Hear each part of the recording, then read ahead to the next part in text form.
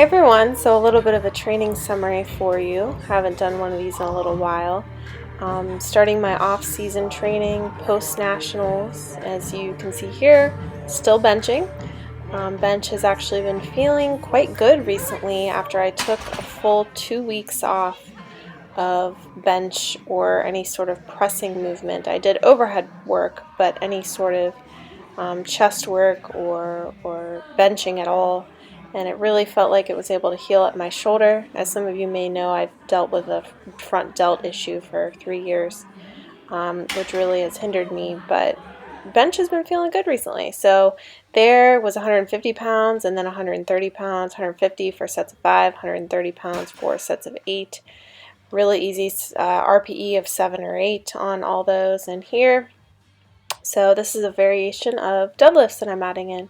So it might be different for some of y'all to see me doing a variation of deadlifts. This is actually just an 1.5 inch block, I believe, or 2 inches. Here I did 370 pounds for 4s, just as in my intro week.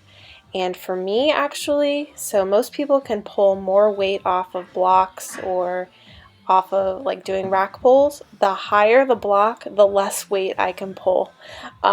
So I use a lot of quad power off the floor, and I have a tendency to really be extremely explosive off the floor with my quads, and then have difficulty with my lockout. So the point in adding these in, the block pulls, especially from just a small increase off the ground, is to really focus on being patient off the ground and not driving through my quads and being so explosive off the ground and then having kind of a shitty lockout. So working on keeping it posterior and really keeping the weight in my heels, and keeping a neutral spine.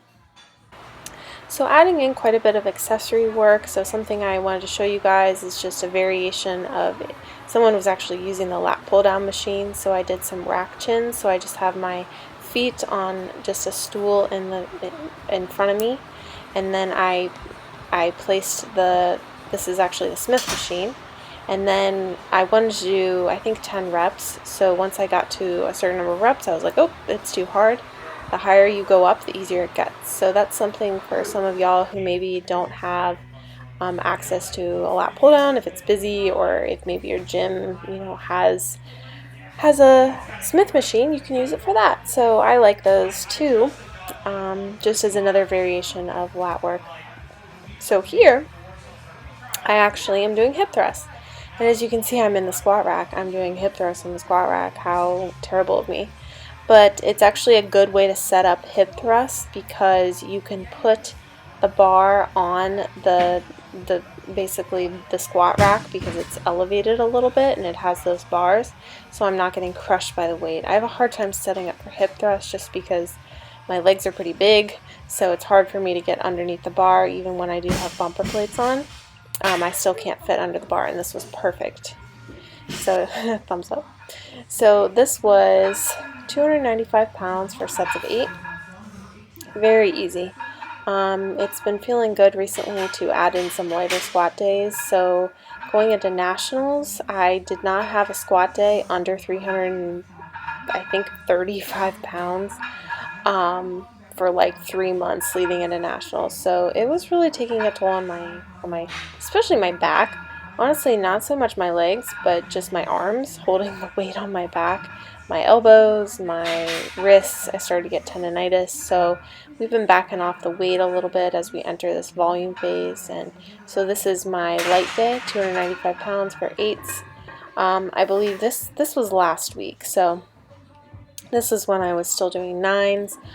We had a 2-week sort of recovery period after nationals where I only squatted twice a week. Or I was only squatting twice a week and doing safety bar, safety squat 1 time a week as well. So as some of you may or may not know, I was doing squats 4 times a week. So this was actually 300 pounds, just a side view for 9s. And 9s are exhausting. It's funny because we've transitioned into more of a volume phase and these high rep lifts that I'm doing, 9s. I am not used to that. Going into nationals, the most reps I did were 5. So for a long time, I can't even remember the last time I did 7s.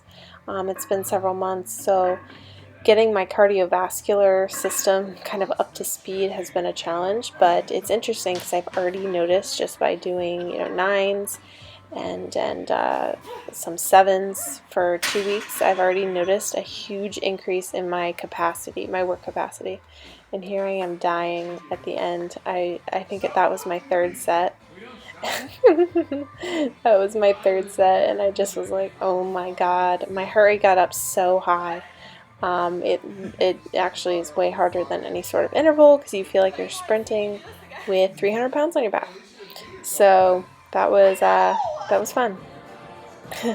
So these are glute ham raises, one of my favorite accessory movements to add in for hamstrings. I remember the days when I couldn't even do one of these, so it takes time to build up to it. If you do not have the strength to do them without assistance, then you can use a pole or a PVC pipe to help you up, or have some sort of assistance, and so you're not just relying on your hamstrings. But those are definitely one of my favorites. Adding in some accessory work right now, and this is overhead press. So I'm not the strongest on overhead press, just like I'm not the strongest on bench. Because of my lingering shoulder issue, and upper body strength has always been something that I've struggled with a little bit more than lower body strength. So this was, I believe this was for 8s, 75 pounds. So it felt pretty good. These are hip thrusts, another sort of setup with hip thrusts where you can use bumpers, and you'll have a little bit more room underneath as opposed to using smaller plates. This was a little bit hard for me to get under just because I do have quite large legs, but still got it done. And hip thrusts are definitely an exercise that I love adding in for glute development as well. These are safety bar squats. So safety squat bar, I don't even know which one it is, honestly. But these are really good to work on tightness in the hole, give my shoulders and my wrists a break from having a low bar, since I do a low bar position. So something that I've been adding in a lot of recently, like every single day, are planks and core work. So you'll see here that I'm doing side planks, so I've been doing a lot of that. A lot of work on stabilizing my core, a lot of work on holding planks and really building a strong core and making that a priority for both my back health and also my core, for squats and deadlifts, because you use your core is what stabilizes you when you're squatting and deadlifting. You're not moving your core, you're just simply bracing. So I've actually noticed a difference in my back, and just being able to stabilize during the main lift movements. And here is just a back accessory exercise, some barbell rows.